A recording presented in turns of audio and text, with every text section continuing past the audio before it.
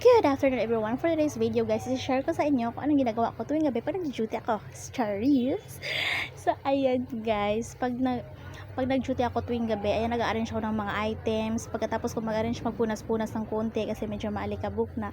Syempre makikita ng mga customer natin guys, nakakahiya ni men. So hindi talaga maiwasan yung alikabok dito kasi sa harap tayo ng kalsada. So syempre, yun lahat maraming shift araw-araw kuya sobrang alikabok po talaga pag hindi tayo naglilinis, pag hindi po nagpupunas-punas, medyo alikabok talaga siya.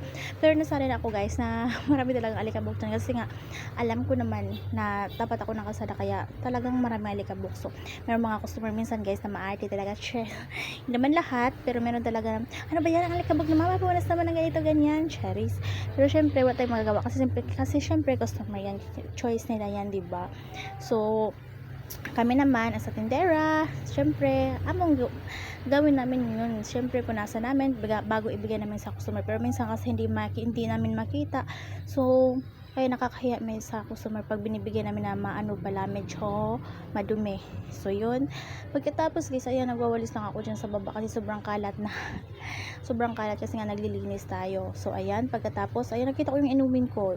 Collagen yan. Avocado flavor, masarap siya guys. Subukan nyo na, nasa TikTok siya po yan. So ayan, pagkatapos inayos ko naman yung mga drinks, nagre-refill ako sa ref para naman pagka kinabukasan marami pong laman yung ref para hindi kami nauubusan ng malamig. So ayan, nakakita pa nga ako ng mangga dyan, hindi ko alam kung kanino yan, kikis ko pa yan. So yan, tatago ko siya kasi kakainin ko siya mamaya pagkatapos ko maglinis. Syempre magugutom tayo.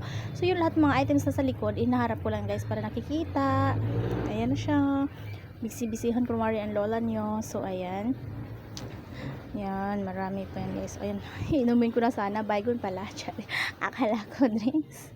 Syempre kailangan namin may baygon guys kasi nga sa store meron din mga ipis, hindi maiiwasan yan.